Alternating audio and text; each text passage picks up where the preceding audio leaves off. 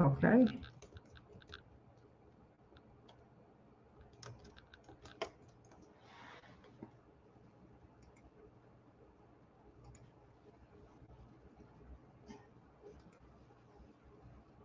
Mm-hmm.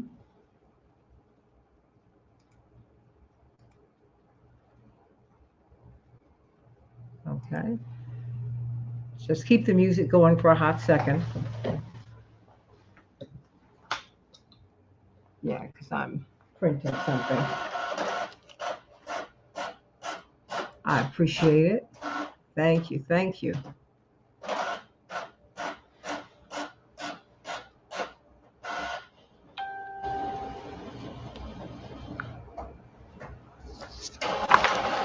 Hey, everybody. Welcome, welcome, welcome to the Santita Jackson Show. It's primary day in Illinois, in, oh my goodness, in 5 states. In 5 states. It's finally our turn. New York, Oklahoma, Colorado. So, what are we going to do? Who are we going to vote for? I want to know as you hear my machine going in the background, my printer. New York, Oklahoma, Colorado, Illinois, Utah. These are the day. This is the day where we will vote. We've been watching everybody else. Now let us. I want to see what you're going to do today. What are you going to do in 2 seats that are full of history? The third congressional district. We've got Delia Ramirez, state representative from the great state of Illinois, who could become one of the few Latinas to go to Congress, the first to be elected from this region to go to the U.S. House of Representatives. You've got the first congressional district. It is historically known as the black seat in the U.S. House of Representatives. For more than 90 years, a black person has held that seat. Will that hold today? Looks like, at least on the Democratic side, that will be the case.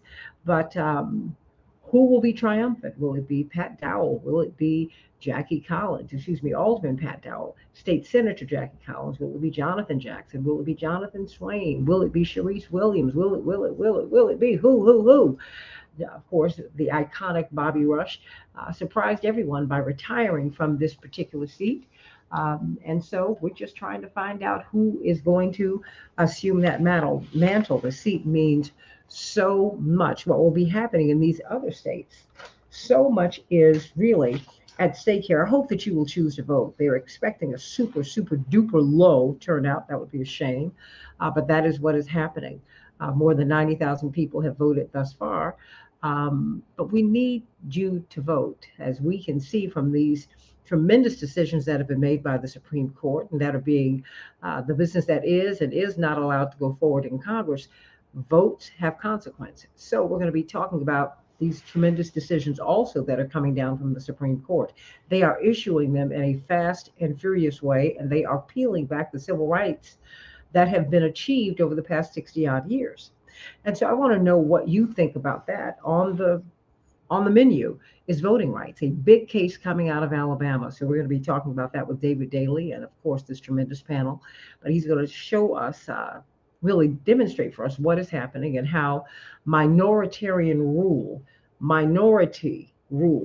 is ruling our lives. That's why we have this abortion decision that most Americans do not agree with. But we're going to be talking about it. I want you to meet me here at WCPT, the nation's largest progressive talk radio station, and AM 950 radio, the voice of progressive Minnesota, and meet my morning stars on the Santita Jackson Show YouTube channel and on the Santita Jackson and Friends page. That is my only page, everybody. Please meet me over there. Meet Linda and Fanya and Daryl and Philip from Pennsylvania and Mark from DC and Joyce and Linear Bob from Silicon Valley. Francis, how you doing, sweetie? All of you out there today. I want you to call us because we're going to have Jonathan Jackson. We're going to grab him as he goes out to vote today, grabbing Delia Ramirez, who, as she is out shaking hands. We're going to speak with Sharice Williams, who's running in the first congressional district as well. Hey, guys, I tried to get everybody I could. I think because they know my brother's running in the race. Some people really like, I don't know, I'm going to come on this show. And I really try to be fair because, it's the right thing to do. And I owe it to you. You all have been so kind to me. And you vested a certain amount of trust in me. And I don't want to violate that by by being biased toward anyone else. Of course, I have my preference. You know, I support my brother, but that doesn't mean I'm going to hurt anyone else. I would not do that. So it would not be the right thing to do. And I wouldn't be blessed with this show, and I shouldn't be if I would do something like that. So let's get to it. It's Tuesday, June 28th, 2022.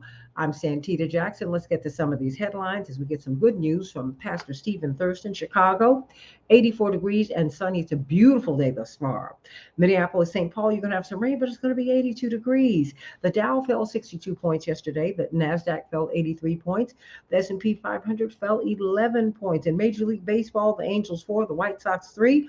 The Cubs will be playing Cincinnati today. Twins 11, go Twins. And the Guardian 1. And tonight, the sky will be off, but the Wings will be playing the Lynx, everybody.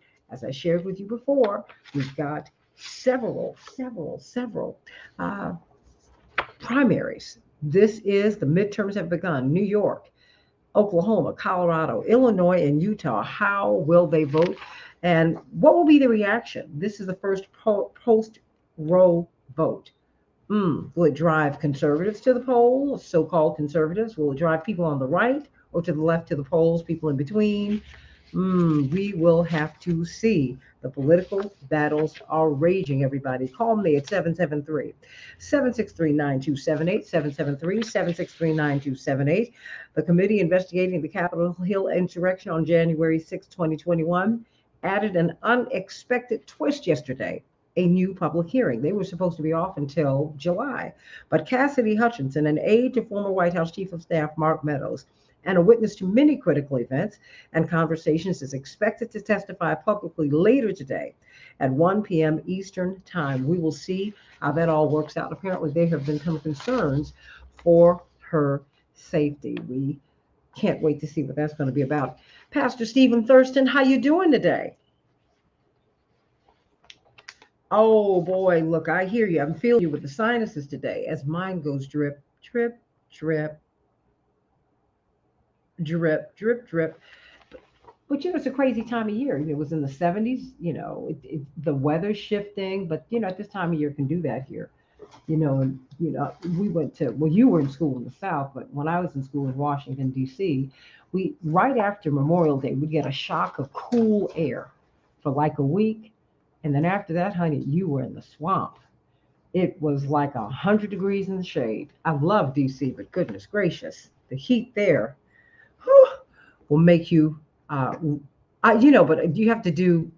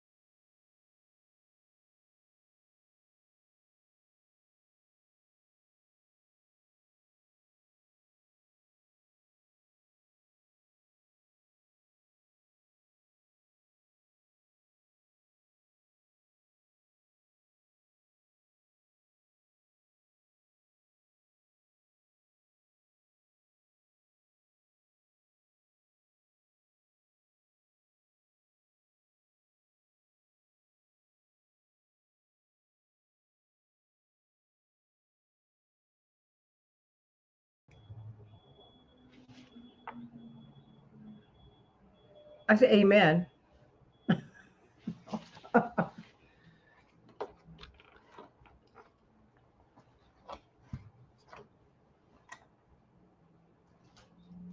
Yeah.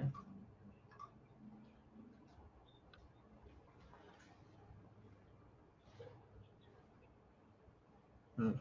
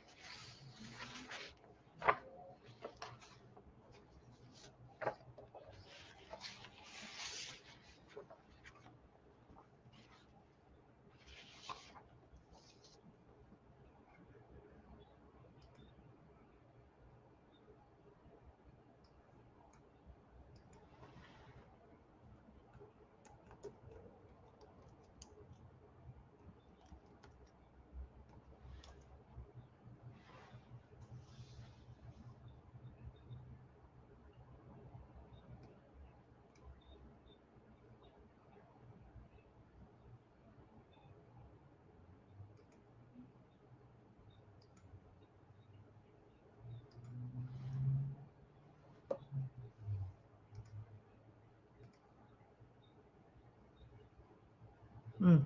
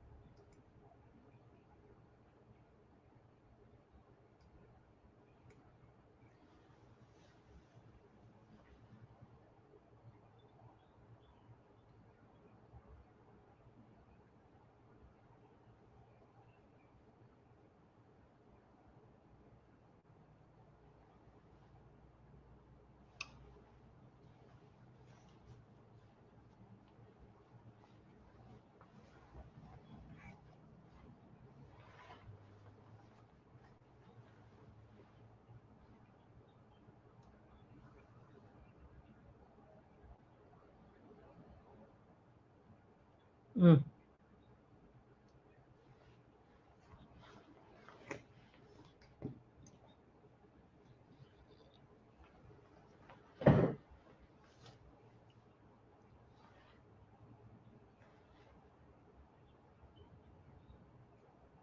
Amen to that. I love that. I love that. I love that. I've lived in a lot of regret. Not big, Cosme, Lozano, that's it.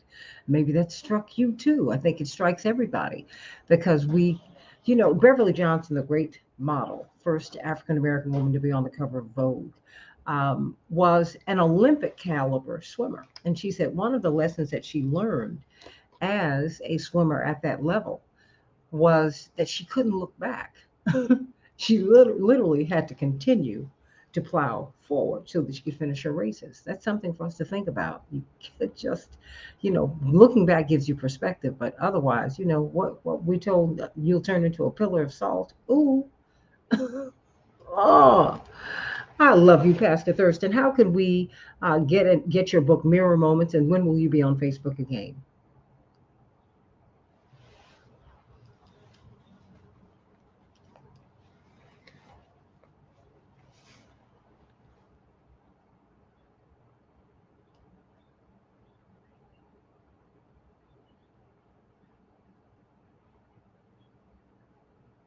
Amen. Because look, transitions come in life, and you know what? They're for your good. It's time for you to move on. And I didn't say move on and do something else.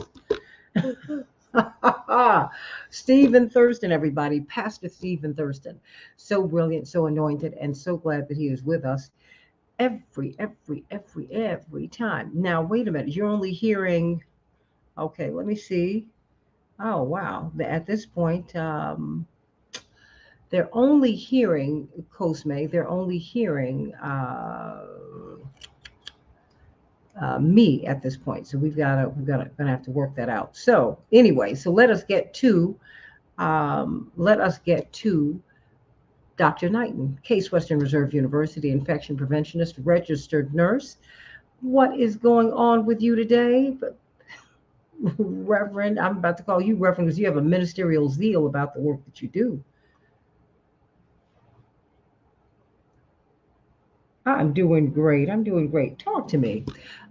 Yesterday, we were talking with Dr. Fakarede from Mississippi about maternal mortality in the United States. And I guess that conversation really did stay with me because this is the wealthiest nation on earth.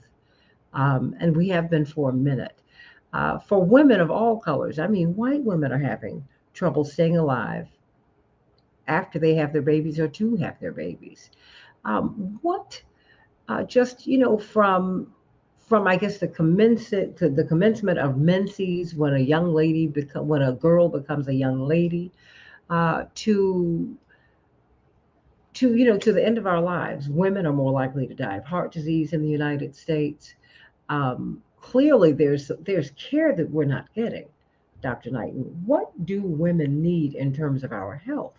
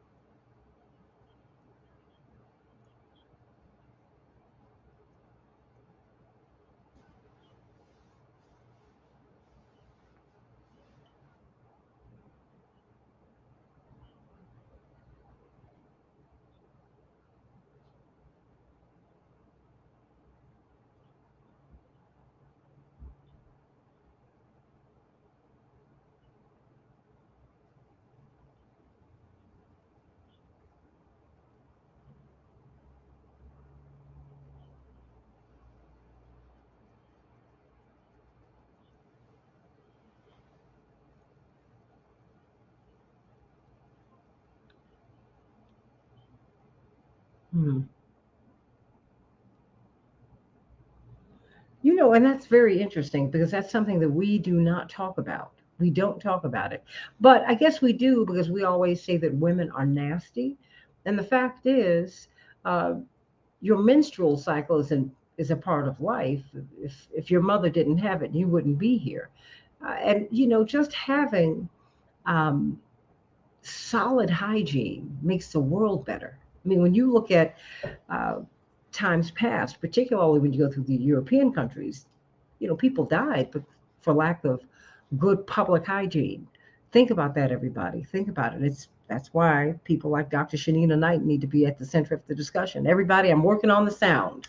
Going to call our engineer, find out what is going on.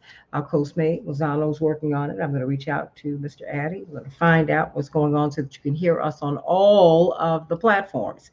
Let's talk about voting rights, everybody, as we are in uh, the primary season. That's right. The primaries are in Illinois now, and New York, and Oklahoma, and Colorado, and Utah. So, are you voting today? Please vote. Oh my gosh, so much is on the line. Back with more of the Santita Jackson Show in just a few minutes. Bye bye.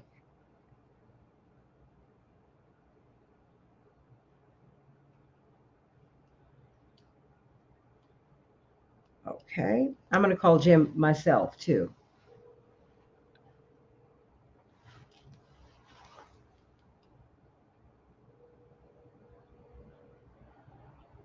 I'm calling him now.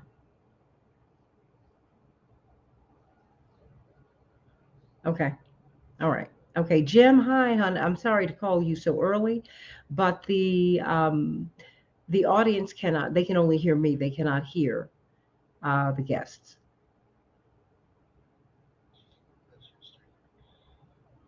That's Streamyard. Uh, they can. Streamyard cannot hear the radio. They cannot hear the callers as they did yesterday. I am on. I think I'm on. Hold on one moment, please. I'm on tie line two.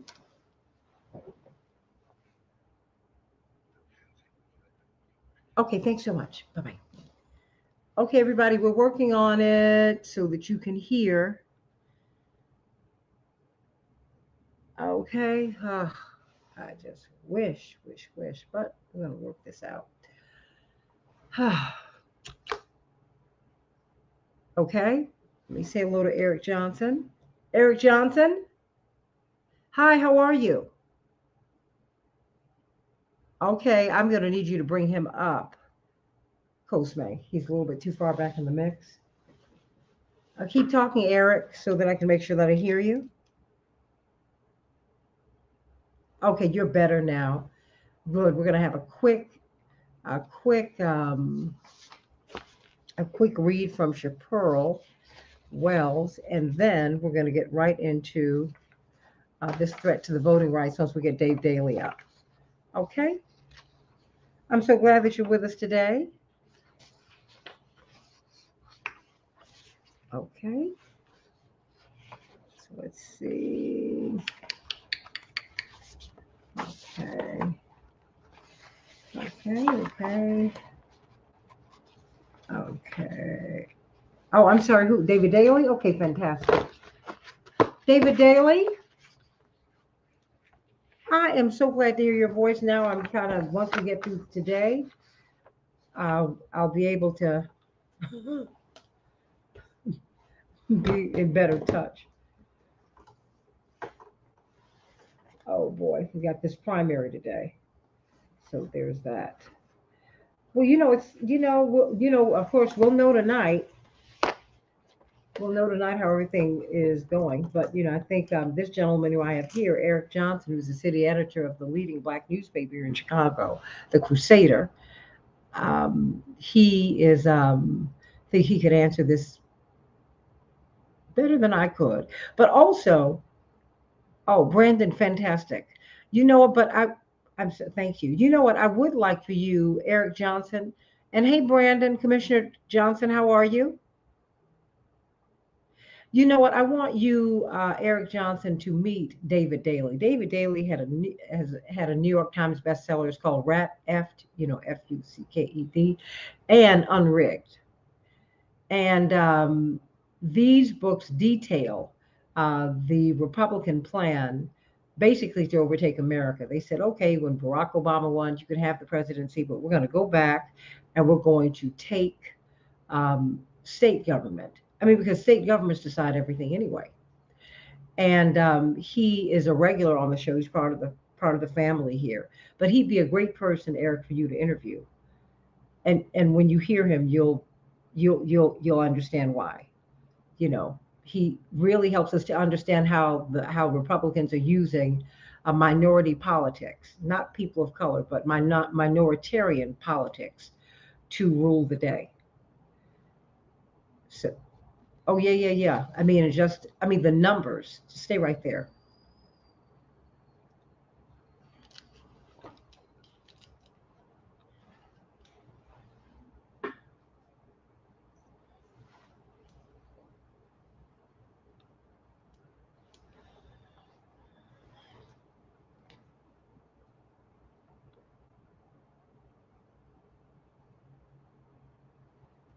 Hey everybody, welcome, welcome, welcome to the Santita Jackson Show, WCPT 820, the nation's largest progressive talk radio station. It is voting day here in Illinois and in several other states, in New York, Oklahoma, Colorado, and Utah.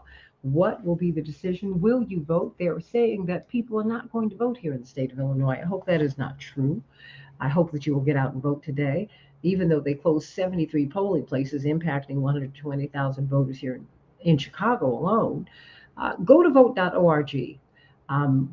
Call the Chicago Board of Elections. Find out exactly where you go vote in your neighborhood, and get out and vote today. Get out and vote. A lot of the a lot of great issues are going to be decided, even as we're looking at the January 6th hearings, as we're debating Roe v. Wade, as we're looking at voting rights from the Supreme Court. Of course, David Daly is going to be speaking to us about that in a hot second. But I want you to please really get out and vote and take someone with you. Take someone with you. Before we get into the show today, let us talk to Chapearl. Some celebrations by us. Chapearl Wells, what's going on?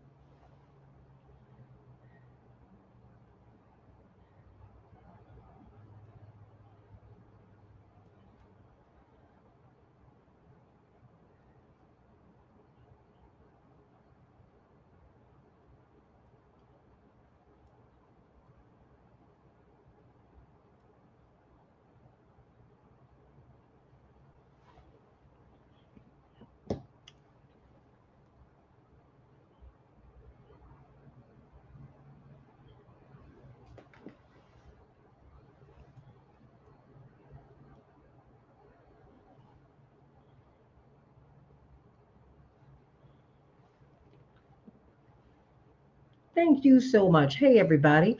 Welcome to the Santita Jackson Show special election edition because it's like in one of our home places right here in Chicago as they are voting in New York and Colorado and Utah. It's just Oklahoma, Illinois, everybody, Utah, they're voting today. What will you do? What will you do? Call me at 773-763-9278, 773-763-9278. Indeed, at least two of our congressional races are races that everybody's paying attention to. More about that at the top of the hour. But we need to look at the Supreme Court. The Supreme Court, they are making big decisions, big decisions. And we need to pay attention to them. What's next for the Supreme Court? Voting rights, everybody. No one's really talking about that. And so, our guy, we have to go to New York Times best-selling author of Rat Aft. And then, of course, you got to get the book Unrigged so you can finish out the story. We've got David Daly. We've got Commissioner Brandon Johnson today, Cook County Commissioner Brandon Johnson. And we want to have you. But I have a special guy with me today. He's going to be guest hosting with me, Eric Johnson. He's a city editor for The Crusader. The Crusader is one of our historic Black newspapers. Our dear friend Dorothy Lavelle, who used to be the head of the National Association of Black Journalists. Um, uh, and she just really is holding up the bloodstained banner of Black journalism, of Ida B. Wells. of Frederick Douglass, of the people who tell this story, the American story, the world story, from the bottom up, as my father says, from the manger up, not the mansion down, right? And so we're so glad to have you with us today, Eric Johnson. How you doing? Happy Election Day. You know what? I wanted to introduce you to this gentleman. Well, just very quickly before we even talk about the elections here in Chicago today. The Supreme Court have been making a lot of they've been making a lot of decisions. Eric Johnson. I mean, it's like they are moving with a quickness with these decisions of great consequence that are going to the heart of really the civil and human rights movement. Are you surprised by that?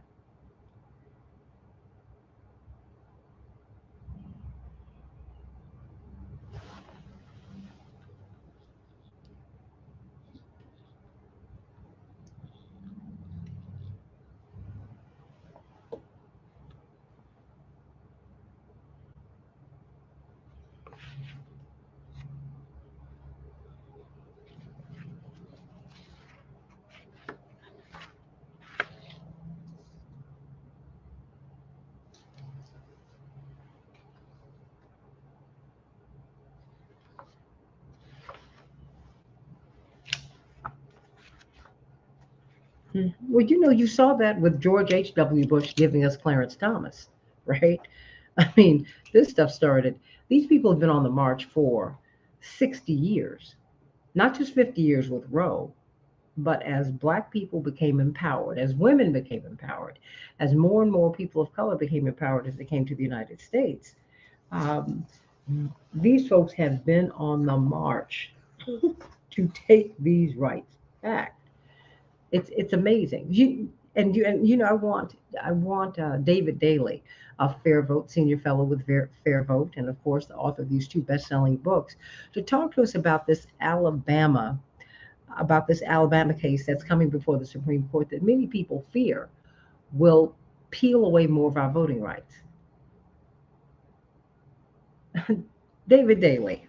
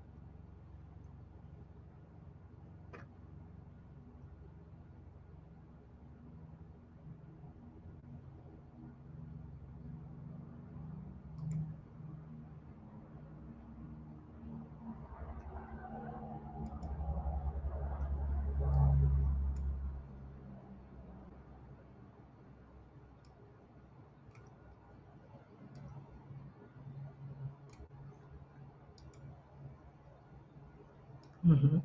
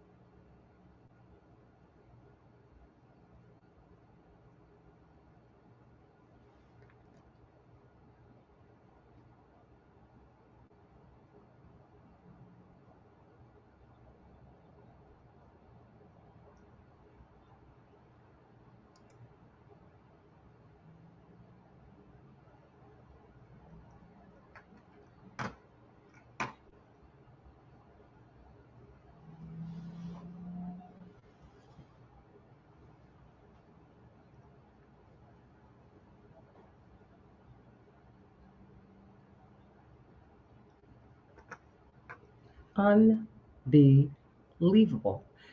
What was? But what is Eric Johnson? Your reaction to that?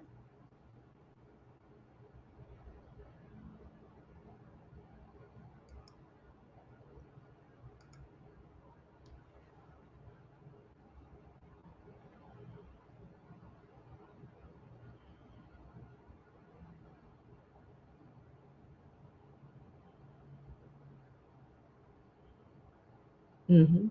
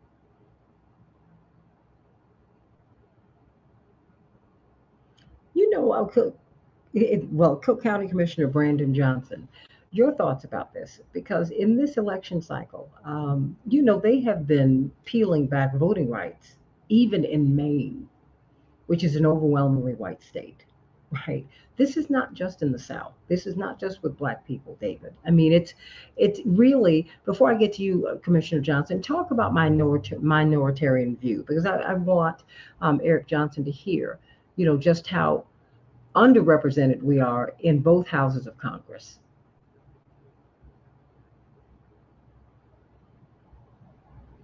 David?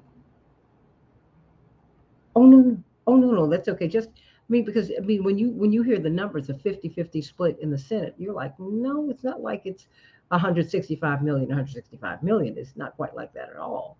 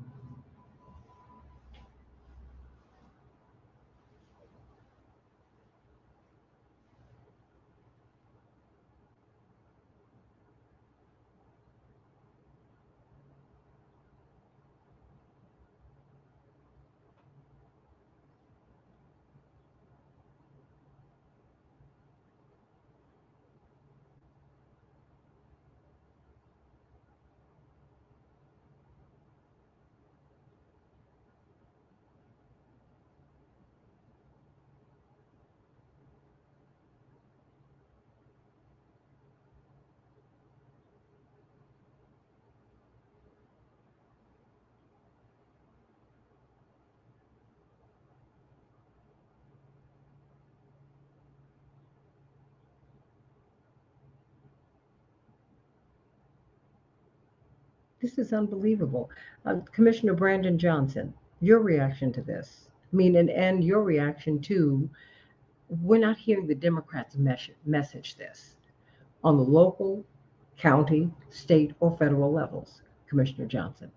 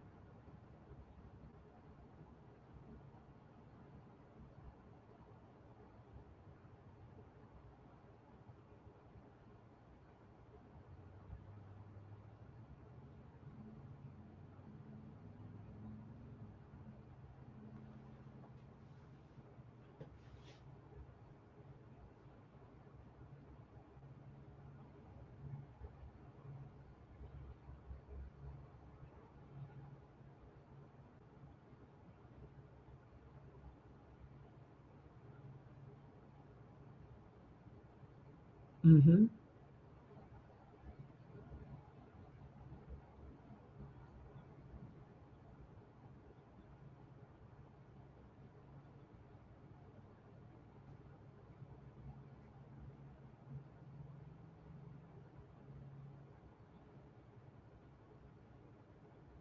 Well, they're telling us to essentially to ignore it, and to ignore it at our peril. David Daly, the author of Unrigged and Rat Effed. You need to get these books because it's like if you fail to plan, you plan to fail. You can see your books outline the plans of the right wing and really the cooperation of the corporatists in both parties, quite frankly. So what is the path forward? I have about 3 minutes before we go. What is the path forward? Because I think that people need to know that we're about to have more of our voting rights peeled away. What will we lose if this decision is affirmed by the court?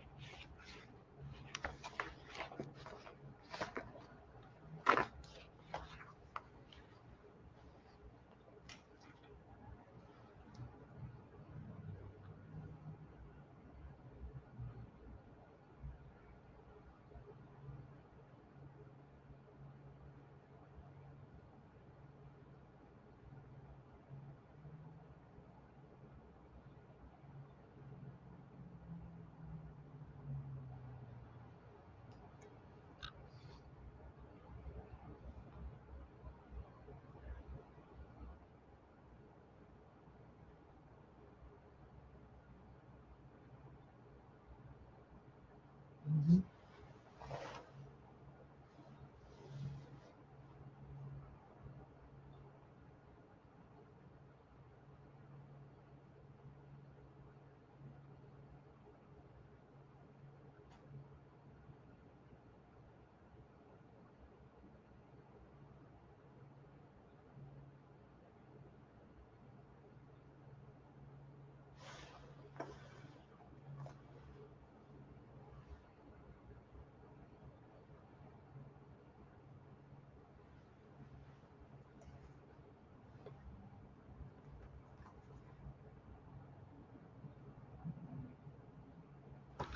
Everybody get the books Unrigged and Rat Effed. If you fail to plan, you plan to fail. The plan is for Republicans know they don't have the numbers. They know that. And yet, David, they have just added 1 million more Republicans to their roll. So there's something going on because Americans really are not hewing to both parties anymore. Most Americans, the plurality identifies independence anyway. So I think it's something that we really need to pay attention to. But at the end of the day, the highest court in the land is about to strip away our voting rights. Remember, the Voting Rights Act was not just for Black people, it helped women, it assisted everybody. You're not free until all of us are free. No one is free until slavery is ended. Think about that. Let's talk about these congressional races. Let's talk about these races. These races. We're going to have some of our congressional candidates in the most high profile races just telling us to get out the vote. And we're going to hear from you in this all star panel. Del Marie Cobb and Dr. Bob Starks and attorney Robert Patillo will be going over these races. Can't wait to hear from you. Eric Johnson, stay right there. Back with more of the Santita Jackson Show in just a few minutes.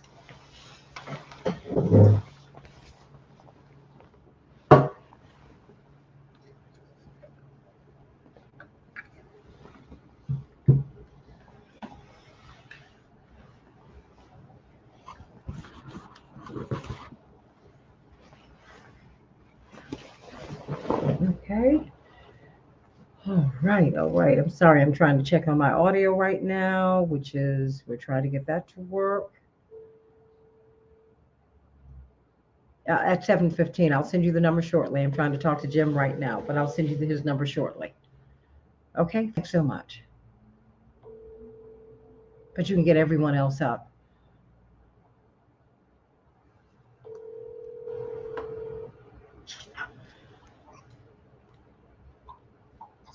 Hello? Hi, Jim. Yeah, I've checked everything and the cable is secured. Right.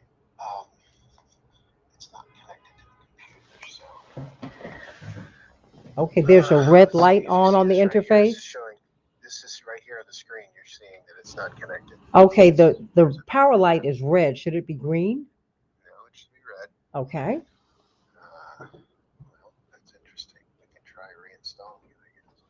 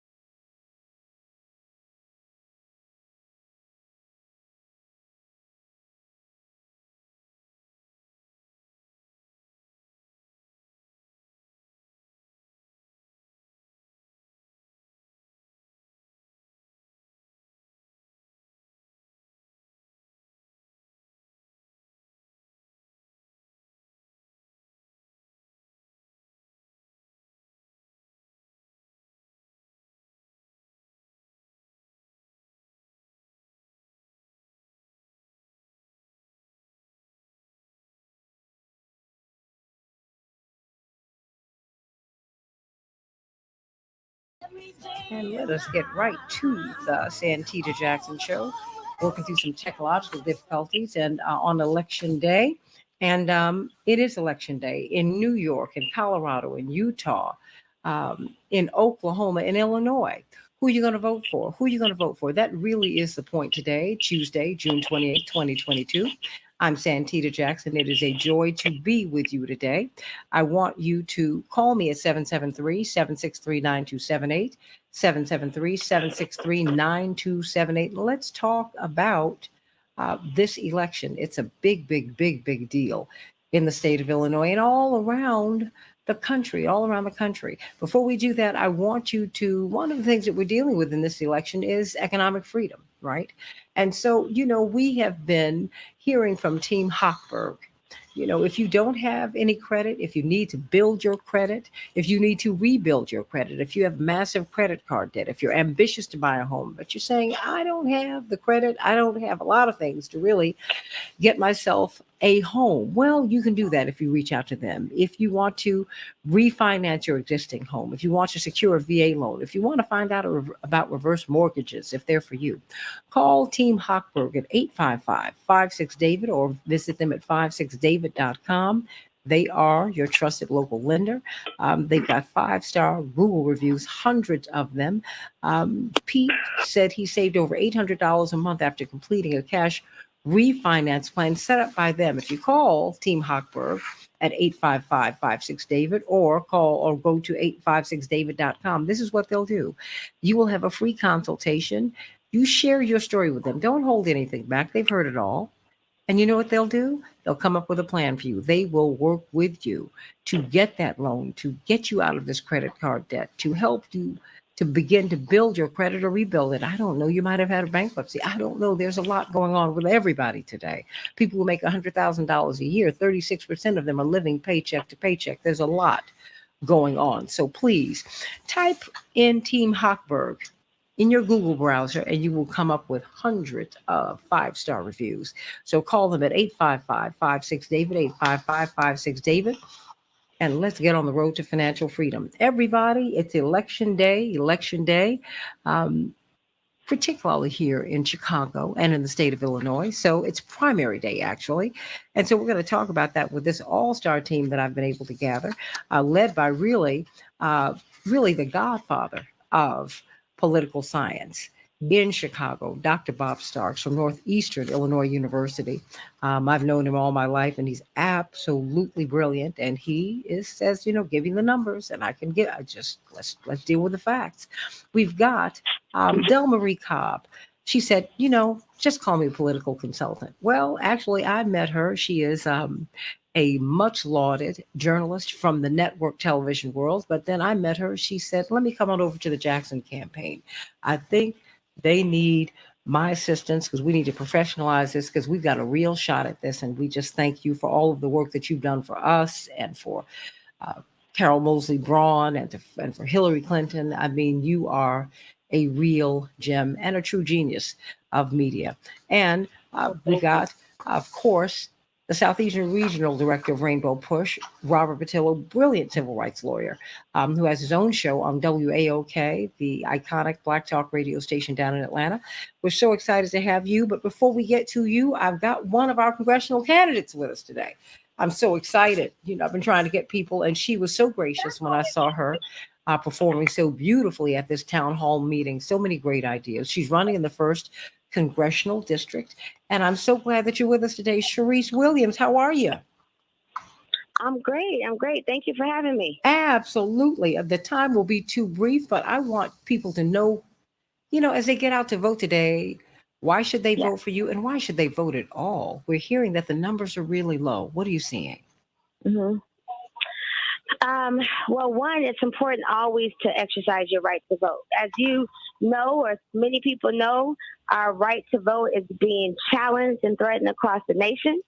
And this is a fundamental right that we all deserve, and our ancestors have fought for and have died for. So to not vote is honestly just a disrespect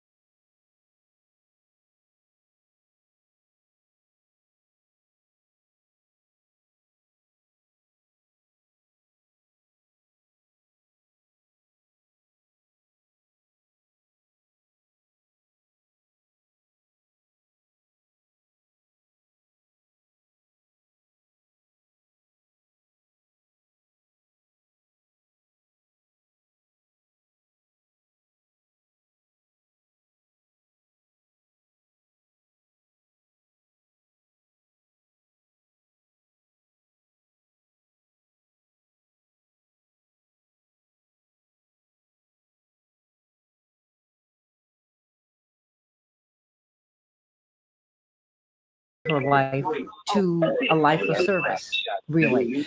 And Yes, and want you to keep on going, Sharice. We need more women in your space. thank you. Yes, we do. Yes, we do. And let this not be the last Okay. time you're on this show, please, no matter what happens today. Okay. Okay. No, All seriously, right, because sounds no good. matter what happens, we need to know about the trades. We need to know Yes, what our we do need to know vocational about the options are, because, for us not to have these full-bodied vocational education in Chicago and around the country is just shameful. It's just shameful. And you Yeah, see it with people who it is. immigrate to the United States. They get that education, but we don't have it. Yeah. Well, the trades, gratefully are expanding and are accepting. And, it's a real opportunity to not only change a direction for a person, but for a whole family and a community as a whole.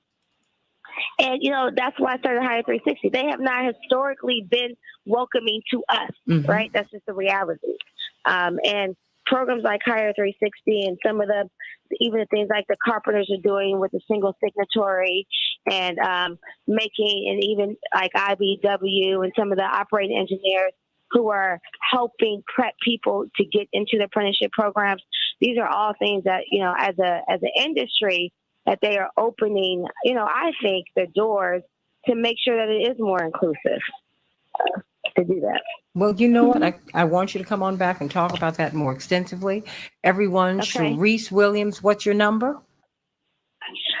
Punch 47. Okay, you got to say that going in and going out. If you're on anybody else's internet, make sure you. Sharice Williams, punch 47. Okay.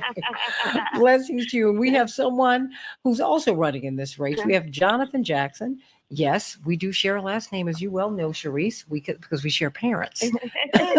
This is my brother. But, just in the interest of fairness, I've tried to get as many people. I've reached out to as many people as I could because I feel that as a steward of the airwaves, it's my obligation to present people to you. And I'm so glad I was able to catch up with Sharice Williams last week, because you can hear she just has a spirit to serve, and she's out today getting you to vote and getting you to vote for her. Jonathan Jackson, how are you? I am doing wonderful. How are you, Santita? I am doing well. Thank you very much. And okay, you're running today. You're running. Why? And why should we vote for you? Well, first, let me say I really appreciate Sharice, wonderful young lady. Some people you get a chance to run with, and you get to know better. You got an enormous amount of respect for her. And on the contrary, some people you run against, the longer you get to know them, the better, the more you dislike them. Sharice is absolutely wonderful. Well, Jonathan, before we even go any further, we've got Del Marie Cobb, we've got Attorney Robert Patillo, and Dr. Robert Starks with us. Hello, how are you, Jonathan? Hey, love you, Dr. Starks. No, Santita, we're excited about it, and love you, Del Marie. Fantastic, and Attorney Patillo. It's been an exciting campaign, and I'm glad so many people came out, and I'm thankful that the community has heard us out. We've had a short race, only 5 months, but it's been a good race. So some people are running for better than a year or 2 years. So I'm very excited. Going to go vote today, probably around 10 o'clock at a super site with Dad. And that's very exciting and emotional. So it's a blessing. It's a real blessing. Yep. And you are, of course, number 34. What message do you want to take to Washington? In the last hour, we talked about this pushback that the Supreme Court, there's yet another case in which we are on the verge of having another gutting of the Voting Rights Act. We're looking at gas at $7 and $8 a gallon on the south side of town. What can you do in Washington, say that you can't do in Chicago, that you can't do in Springfield? Well, Well, I'd run a campaign on guns, gas, and groceries right now. We've got a challenge with the gun violence. If we weren't talking about COVID, we'd be talking about the opioid crisis, and we'd be talking about the gun violence. So this is an epidemic in America from coast to coast, 43,000 people getting shot and killed annually with guns. We've got certain neighborhoods where the casualty rate is higher than our service members abroad. We've got a war-torn areas, if you will, right here in our own nation and parts of our own city. This is primarily constricted to 22 communities in the city of Chicago. Federal intervention can help. We've heard about drug bust. What about a gun bust? These gun shop owners that sell these guns under the counter and merchants that are the purveyors of this violence. We've got very strict gun laws in the city of Chicago, so apparently we need some additional help. We don't have a gun shop in Chicago, a gun range in Chicago. We've got all these things to stop it, but the guns are flowing in here. We've got the most guns per capita of any major city in America. That's why we need federal intervention. That's a priority of mine going to Washington, D.C. These loopholes that are letting guns come in, the adults that are selling these children the gun need to be prosecuted to the full extent of the law. Then we look at what's happening on women's maternal health. I want to help shape and reframe that debate. This is family health. Men have to be held responsible and accountable as well to balance the equation. You can't have a woman say that you're going to be forced to carry a child to term, and she might have had some unfortunate health care to incest or other things. Then should men be forced to have vasectomies? If they say that life starts when the seed hits the egg and so forth and so on, well, then should men have to start paying child support and pay for health insurance for the woman that's going to have the child? So, let's balance the scale and broaden the discussion to make it family health and bring everyone into it, not to go back to an arcane history and attacking women. Well, just before you go, what you want us to know that we might not know already about you, that could move us to vote for you, number 34 today.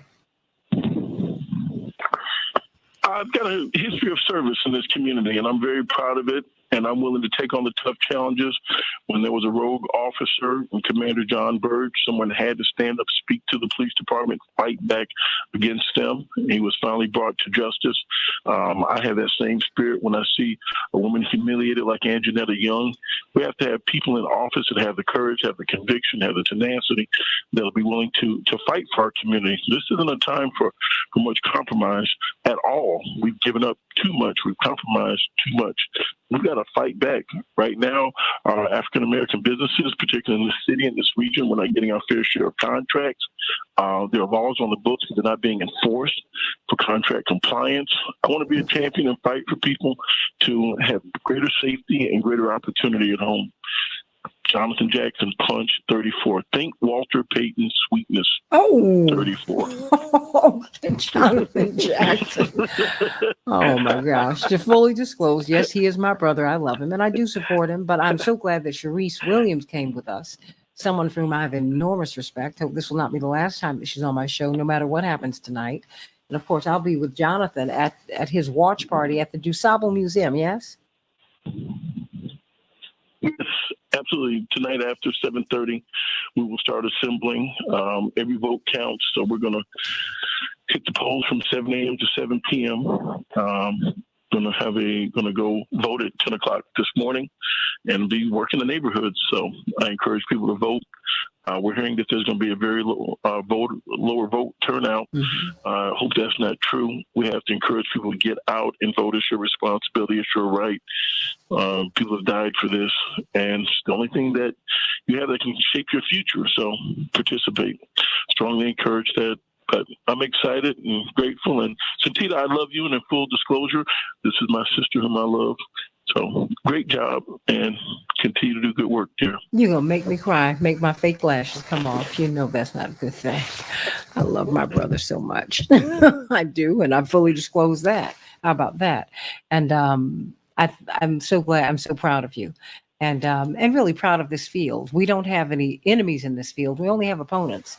And that will end tonight. no matter what. And so blessings to you, Jonathan. Blessings to Sharice. Blessings to the whole field. Love you so much. Love you. Okay. Punch Bye-bye. 34. You know what? Before we run out, I have 2 minutes here. Dr. Bob Starks and Del Marie Cobb and Robert Patillo. But I'm going to start with you, Dr. Starks. Can you give me a minute what Yes. you've been hearing from Sharice and from Jonathan? I like both of them. I met Sharice about a month ago. She is a bright young lady who is doing good work and will continue to do good work come what may. Jonathan, of course, as you pointed out, I've known all of his life, and he is a magnificent speaker, a magnificent worker. He, I think, will win this election and go on to be a great congressperson. I support him and hope that he will indeed win. Well, you know, we will see. Del Marie Cobb, I got a minute for you. Well, I'm a fourth generation, first congressional district resident, and this district is so important. It has such a rich history. It is the cradle of black political and economic empowerment, and we need someone who can follow in the footsteps of Harold Washington and William Dawson and Ralph Metcalf and Oscar DePriest, and so we need someone who can do that. And we've got such a great field out here running for this first congressional district, and it gives me hope because it says a few years ago I was saying we didn't have a bench for mayor, and now look at this wonderful bench we have for the first congressional district. We have stellar candidates for this race, and so what we need is to make sure we have people who are willing to speak truth to power, because as both of your guests said, we need someone who's unapologetic and will fight to bring resources back to the district. That's what's missing, and that's what we need. You know, as former Congressman Jesse Jackson Jr. said when he was running, I want to make the South Side look like the North Side. Get these resources and this airport for which he fought so valiantly, which is still on the books. And part of the reason that he had trouble was because he got into trouble with the unions, because he said, I want equal representation. The unions need to look for, and certainly the employment and vendors at this airport need to look like this, need to look like the city. You got a lot of pushback for that. And so really, yeah, you know that. And so, and they came for him because of that, but that's all right. You know, history will absolve him and everybody else who's tried to do the right thing. Going to get some feedback about this campaign in just a few minutes from the brilliant Del Marie Cobb, political consultant. But oh boy, that doesn't begin to tell her story.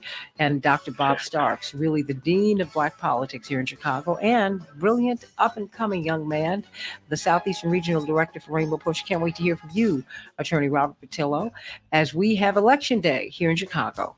Back with more of the Santita Jackson Show in just a few minutes.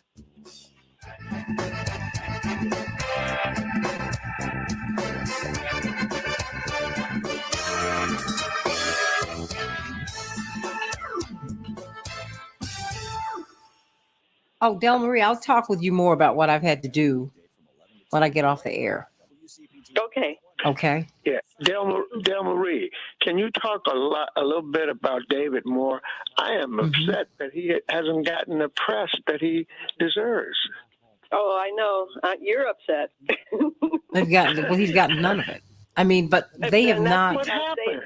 That's because they've measured the campaign based on money. And so because he had less money than everybody, they wrote him off. Well, you know, I think they buried him. Yeah, you know, it's more than writing him off. It's burying. And so when people say, you know, wink, nod, dark money, please, let me tell you something. This money is not dark. This is Citizens United. And these campaigns can either go for you or they can go against you. That's how it works. AOC was run for Congress by a young Indian American who's second generation American, had no money, went to school and became a tech millionaire. And he saw that the game, and he's a young man I've met. In fact, he became her chief of staff until they ran him out of there. And he said the game is so rigged against progressives and people of color. I'm looking for progressives I can run all around the country. I mean, that's what some of these kids are doing, okay? And so he put money behind her, which facilitated her run in New York. And I thank God for that. And so, this is where, you need to have publicly funded campaigns. Because look, our own governor, he's a billionaire who's able to spend tens of millions of dollars and pay a lot of our friends for their support. I get it. No, exactly. And that's part of the problem is that if you are independent and if you're willing to speak truth to power and you're not willing to be subservient to them, even the machine, even the Democratic machine, they're not going to support you. What do you mean even? No, but I'm saying a lot of people don't understand that, and that's what we need to understand, that just because somebody comes out of the machine does not mean that they're necessarily for you. But I don't know when that narrative shifted, because the people who came out of the machine, at least when I was a child, were for the machine. They were not for you necessarily, unless you toed the line and worked and got one of those patronage jobs. Well, it shifted when our priorities shifted, and our rich Black people became more obsessed with being in the room than making sure that we had representation in the room. But you know what? I think that was the case when you had just middle or working class people who were in the machine. They were blocking too. Yeah, because I know these are the people who we fought. Quite frankly, when I heard machine as a child, these were they would put the Black folks in front. They'd put them in front. Reverend had to fight through them to get to Mayor Daley. Oh, absolutely. 1 minute. But the problem is now, and I often say, based on being out here every day, that in this environment, Harold Washington wouldn't win. Oh, I know Harold Washington wouldn't win, but we know how he won too, right? Right. We know he won. Number one, he didn't want to run. I'm not mad at him because he was a machine guy who was kicked out of the machine. And you remember when he was living on Lou Palmer and Georgia English Palmer's sofa.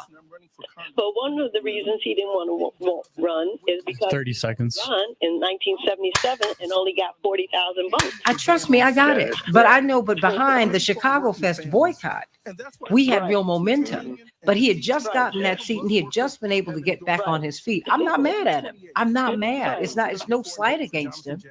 It's just 10 seconds. how these things turn, right? Exactly. And so, that's my only point. I just remember it in real time. We're back. But it was also Black people who gave him money. Oh, I know, because they organized it. He helped. Oh, I wasn't weak. Reverend and them organized it and forced his hand to run. Santita Jackson Show. To a place of love, it's not too late. Gotta save the children, we can't wait. Let's change the world. I am breathing. Hey, everybody, welcome back to the Santita Jackson Show. We're going to hear from Delia Ramirez in a minute, but we're going to get some feedback from you, Attorney Robert Patillo. You are down there in Atlanta, but you're looking at this globally. Everything that happens in Chicago, Del Marie and Dr. Bob Starks, has national and international significance. People are looking at these races because this has really been the capital of Black politics for about 100 years. So what do you make of what you're seeing, Robert Patillo? Is Robert still there? Okay. I'm here. Okay. Well, I think what we have to be looking at, particularly going into these election seasons around the country, is making sure that we pay attention to not just the federal races, but our state and local races. That's one thing that we've been impressing on people here in Georgia, that if you look at Roe versus Wade, for example, if you look at these gun laws, what the Supreme Court is doing is enforcing a very extreme version of federalism that's been pushed by the quote-unquote Federalist society for over a half century now. The conceptualization around federalism to take our Constitution back to something closer to the Articles of Confederation, where we have stronger state governments and a less powerful centralized national government. Now, this is a terrible idea, but what their belief is that coming out of the Civil Rights Act and the New Deal, that the federal government had grown too powerful, allowing them to dominate state governments, and that's the system that we're in currently. By moving us to this federal model, what we're going to see over the course of the next 20 or 30 years is more power being consolidated in the states, more diversity in laws between states. And so they've been fighting this battle for state legislatures for the last 20 years, and we've been missing out on it. So I think that part of what we need to do is make sure that we're looking at who's running for these local offices. If you really want to change the nation's abortion laws, you're going to have to do it state by state, because the federal option is not really on the table anytime into the near future. Same thing with gun laws, same thing with habeas corpus. We're going to have to start taking these state legislatures and getting money put into candidates who are willing to run for these state and local offices. They're less glamorous for many people, but you're going to get a lot more work done there than anything that's going to happen on the federal level. We have some other exciting races, interesting races. Del Marie Cobb. We've got David Moore running for Secretary of State. And indeed, Alderman Pat Dowell was running for Secretary of State.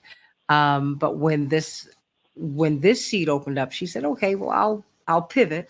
But, running against big money, which Mr. Janulius has, and fully disclosed, he's someone I know, like all of that. But all of the big money in politics just makes it impossible for poor people, working class people, people who are not moneyed, or people who don't have access to money. It just makes it virtually impossible for you to run now. And then the mainstream, the corporate media, I will say, they bury you. Del Marie. Well, they have only one barometer, and their barometer in terms of conventional wisdom is that if you don't have any money, you're not competitive.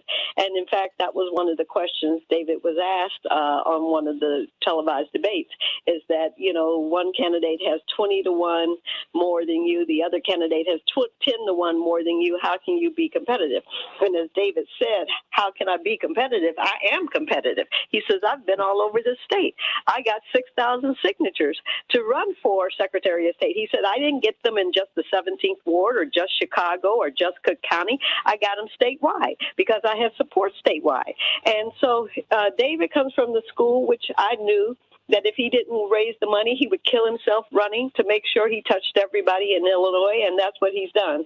He has literally gone all over the state to meet with people, and the reception downstate to him has been outstanding. It's almost like two different races, and I've done 5 or 6 statewide races, and it's always one race in Chicago and another race downstate. And so his message is resonating, and the fact that these two other candidates are fighting each other over ethics. David is, as he said in his one ad, he's not ethically challenged. And so he's the one that we should make sure follows in the footsteps of Jesse White, someone who he circulated petitions for in 1997 when Jesse White was running and didn't have the backing of the party. And he said he did it because he knew he had a servant's heart, and that office was mired in corruption and scandal, and that's what it will be mired in again if we don't elect David Moore. Well, let me ask you this. So how does he look now? Yeah. How does he look now? Well, I mean, it looks good. I mean, we ran into people at the Gay Pride Parade who were saying they had already voted for him, and I voted for you already. So that was good to hear. And so, on election day, you've done all you can. You leave it on the field, and you hope the people receive your message. And David has definitely done that. He has left it all on the field. He announced May 8th, 2021, and so he has been running nonstop. And the biggest disappointment, I would say, and I'm sure he would say if asked, is that the black people with money here in Illinois and Chicago have not supported him. And that's probably the most disappointing thing, because we have a new generation of Black people with money who really all they care about is being in the room and not care about representation in the room. Let me ask you this: do they know him? Yes, they do know him, Okay. And I made sure that they did, and that he went everywhere they were, so that they would know him if they didn't know him. But he's been an alderman since 2015. He's been out here. He was marching with Push when he was 4 years old with Reverend Taplin Barrow at the old packing house on 49th and Wabash. So he's been somebody who's been in the community forever. And Lakeshore Drive is now DuSable Lakeshore Drive because of David Moore. Because of him. Exactly. He did something that nobody else could do. Tony Preckwinkle had tried to do it 20 years earlier and was unsuccessful. David did it. And so that's the kind of person you want, somebody who will speak truth to power, who will stick to an issue, who will persevere, and who is undeterred. Well, win, lose, or draw. I mean, I've got this radio show. Just call me. And just say, hey, okay. I mean, that's what you do. And to mind you, you know how radio works. That having been said, right. I can, wedge people in. Just let me know. The thing is, I am a one-person band here. Okay? No. I mean, I produce my show, and as you can see, I'm trying to do the technical thing, and I was trying to explain to my engineer, hey. I can't do all this and conduct the interviews. I've got to conduct the interviews because we are still on the radio. But I also have to be on. You do an excellent job. You are very sweet, but I've also got to. Job. The thing is, the medium now begs for you to be visual, and so now I have a community on Facebook and on YouTube, and they expect and need to hear me and us there, and they need to see it. So I've just even when one thing's not working, I still have to keep the show going. So there you go. Thank you, Jim Addy, for helping me. I'll call you right after the show. Thank you, Cosme. But with that having been said, I'm trying to turn knobs and all this. We got to get this show together because we're going to have Delia Ramirez in a minute because she is set to make history. And she comes from this working class background. And we're seeing, I mean, in this new district, I mean, what are her chances, Dr. Starks and Del Marie? Pretty good. Okay. Pretty good. Yeah. Okay. Yeah. Well, I worked with Delia. I had the pleasure of working with Delia when she was with the Community Renewal Society, and on the Grassroots Alliance for Police Accountability when they were trying to make sure that we got a police oversight monitor, and. So I know her. She's progressive, and she's a fighter, and she certainly would be a great representation in Congress for our city. Well, amen to that. So what do you think of this first congressional district? I mean, I've seen a lot of interest in it. Historically, what has it meant, particularly to Black people as we have been accruing power? I mean, they say that is Chicago is the center of Black political power and has been for decades. And at the beginning of that story, at the center of that story is the first congressional district. Dr. Starks? Absolutely. Del Marie laid it out perfectly. This is the center of Black political power in the country and has been since the 1920s. Remember, Oscar DePriest was the first African American to sit on the city council. He moved from there to the Congress. And we've had African American representation in that district since that time. And it's continuing. So, yeah, and the leaders in those positions who've been elected to the Congress have been progressive leaders.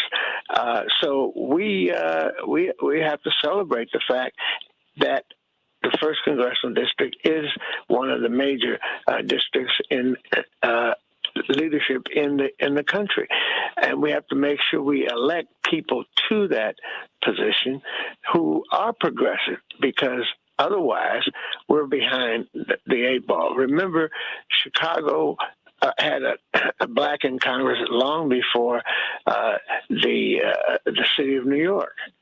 In fact, it was Adam Clayton Powell who came along in the 40s, and of course Oscar the Priest came along in the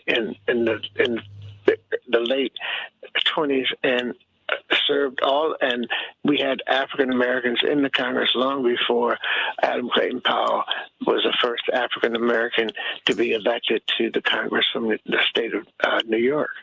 So yes, it historically is important because since the first election of Oscar the Priest, we've had a majority of people in the first congressional district who are African American who were fairly represented in the Congress. Very important. Very, very important. Your take on this, Del Marie? I mean, because I was in California with my father. Oh gosh, this was 40 years ago. We were riding through the hills of Los Angeles, and it was a great trip. Because I'm in high school, and when you get with your parents' friends, and you're kind of like 15, and your father lets you go. Yes, of course you can go to the movies without, an escort. Yes, you can go shopping. Yes, I mean that was that kind of trip for me. So this was like a real trip. I was excited. So we're riding, back to our hotel that night. One night, and I said, "Daddy, do you think you could live out here?" Because you start thinking, you're like, "Oh, LA, this is fun." He said, "I like LA. I love it. It's nice, but Daddy could never do what we do here. Chicago is special," he said, Del Marie. Mm-hmm. He said, "That Saturday morning forum," he said, "our meeting, that's Chicago." He said, "I can't imagine any other American city where we could do what we do." Del Marie. That's absolutely 100% correct. I lived in Los Angeles for 2 years. Oh. And in fact, that's how I got into television was in Los Angeles. So I can tell you from living out there, I can tell you from being a television reporter and living in other cities across the country, one of the things we often talk about here is how segregated Chicago is. Oh. But also that segregation is not about racial segregation, is about economic segregation. The racial segregation is what has allowed us to make as many achievements as we have had. I mean, and the first congressional district is an example of that, because if I am correct, it was the first all-black congressional district in the country. And it was absolutely. And so it's that concentration of black power, which is one of the reasons Harold Washington won, and one of the reasons why they got rid of the public housing, because they never wanted to see that kind of concentration of black power again. And that is the difference why we have had worldwide recognition for elected officials that we have sent to the White House, we have sent to Congress, and we have sent to City Hall. It's because of that concentration of black power. And that's the beauty of all of it. I mean, when you mentioned Delia Ramirez, that's the beauty of her, is that these pockets of ethnic and racial concentration have made us powerful in this city. Every group is powerful because of that concentration. And when you diffuse that concentration, you diffuse the power. And that's one of the reasons why they want us to believe it's about racial segregation and not economic segregation. Amen. Well, you know what? You've just given the perfect opening to State Representative Ramirez, who is with us right now. You're getting your kudos from Dr. Robert Starks, and of course Del Marie Cobb. She's over the moon about you. We all are. And we've got the Southeastern Regional Director for Rainbow Push, Robert Patillo, with us today. State Representative, how are you today? Good morning, everyone. Happy Election Day. Good morning. Happy morning. I am doing well. And what is your number? Get all that out the way. What number do we punch for you? Punch 31 for me today. I just voted literally 15 minutes ago, and I was the first one to vote in my home precinct. So if you are in the 3rd Congressional District, please vote for Punch 31. I'm also running for Central Committee Woman to make sure that we get more inclusion of women and women of color throughout the 3rd Congressional District. So Punch 53. It was Okay. emotional. My husband and my mom were right next to me as I casted my vote for U.S. Congress. Bless your heart. Look, we can't conceal our pride. And in fact, Del Marie, you were talking about just how segregation, the fact is, look, Black people were fighting for desegregation because unlike any other group, we cannot assimilate. We cannot participate in assimilation into whiteness. We can never do that. So all we wanted was for our tax dollars to be used as fulsomely on our side of town as they have been used on other sides of town. Because, integration, that's nice, but we've been looking for desegregation. Segregation, I'm not going to say that you should exclude anyone or confine anyone any place, but segregation, when you had Ida B. Wells and when you had the Robert Taylor homes, especially the Robert Taylor homes, when you had Cabrini Green, you had concentrations of Black political power. But we're seeing that and that's what has opened the door for you, State Representative Ramirez. I mean, now Latinos and Latinas especially will have a voice. I mean, let's talk about Latinas and the representation that you have in politics in Washington, in Springfield, and what you don't have. What do you talk to us about the significance of your run? I mean, two things I think about. One, there are 30 million Latinas in the entire country. Only 13 of them are in Congress. I'd be the 14th one. I'd be the first Latina in the entire Midwest going to Congress in 2022. I mean, that's the reality of where we are. That as much as we have seen progress for us, in many ways, we as Black Latina women are still not in so many places, so many tables where decisions are being made about us, about our communities, about the generations to come. The second thing is that being Latina is not enough. We need people that understand that we must be working towards a beloved community. One where we see that my liberation is intertwined into your liberation. We need people that understand the beauty of our diversity and fighting together for that justice and equity. That is what I have been taught. That's what Del Marie knows me to be. That is the kind of people we need in U.S. Congress right now more than ever. Amen to that. Amen to that. What do you want people to know before you go and continue to vote? And of course, give our love to Aaron Connolly and to Myra and to your beautiful parents. Your beautiful parents who are working all of these jobs as your father is fighting illness. But I know you have given them life today. I want them to know that my mother is a home care worker. And today she took the day off today and yesterday. It means that she will not get any pay. And she doesn't care if she doesn't make that minimum wage today. She is standing at her home precinct from 6 a.m. till 7 p.m., letting everyone know who her little girl is and why they should vote for her in Congress. And I want people to know that my husband is a DACA recipient. Unfortunately, not vote for me, but I will work every single day for comprehensive immigration reform. And I need those that can vote to get out and vote. I know that a lot of the polling locations, frustrating, they're not open right now.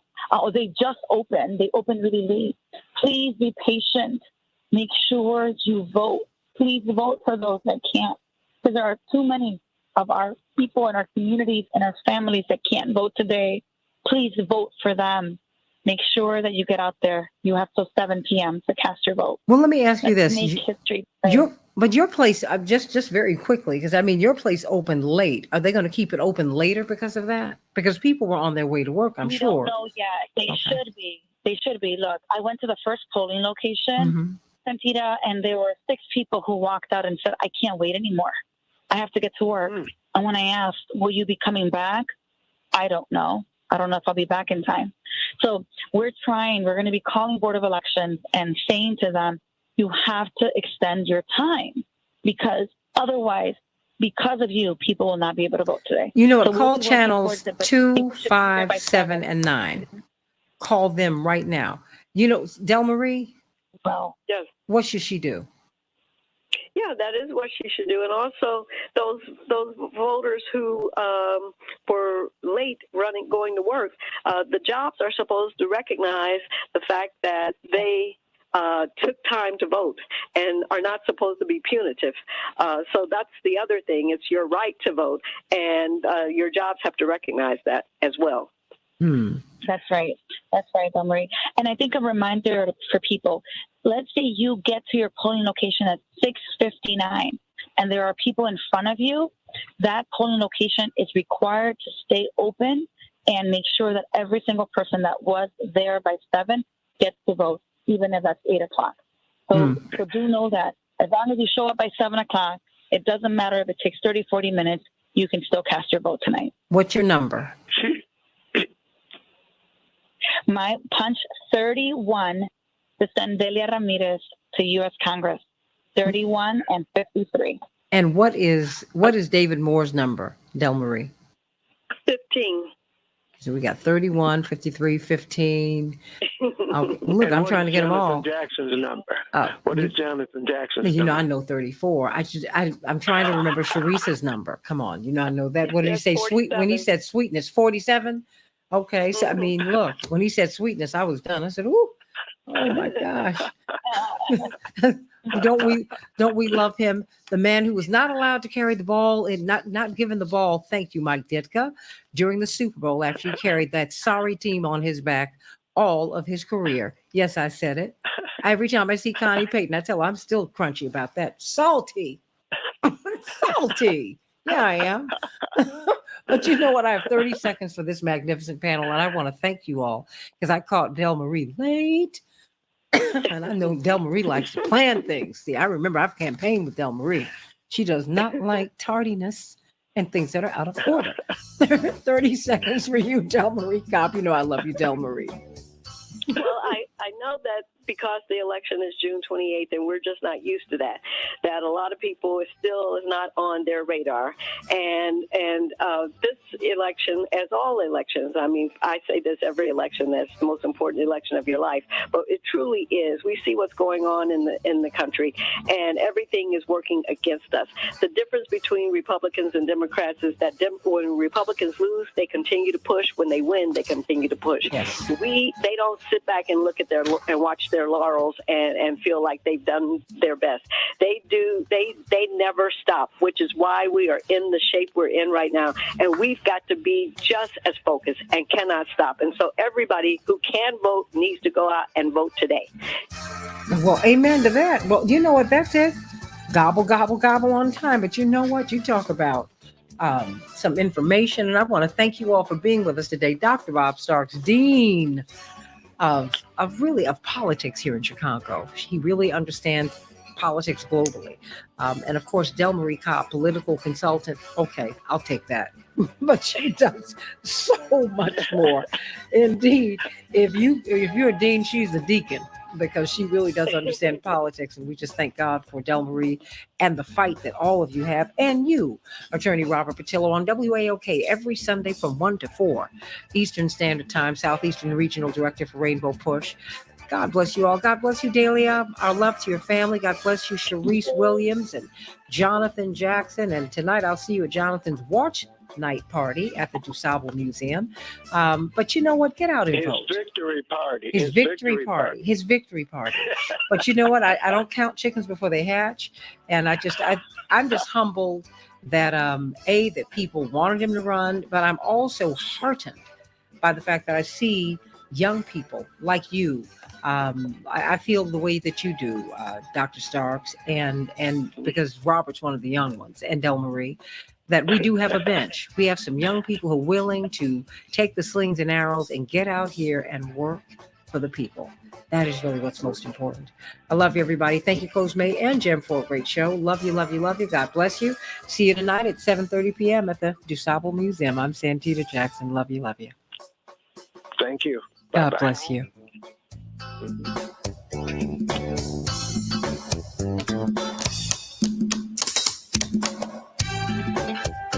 Thank you, Morning Stars, for staying with me. I appreciate you more than I can say. I'm going to work out these issues right now. Okay? I love you, love you, love you. Thank you all so much.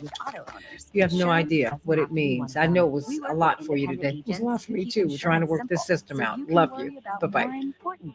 Like figuring out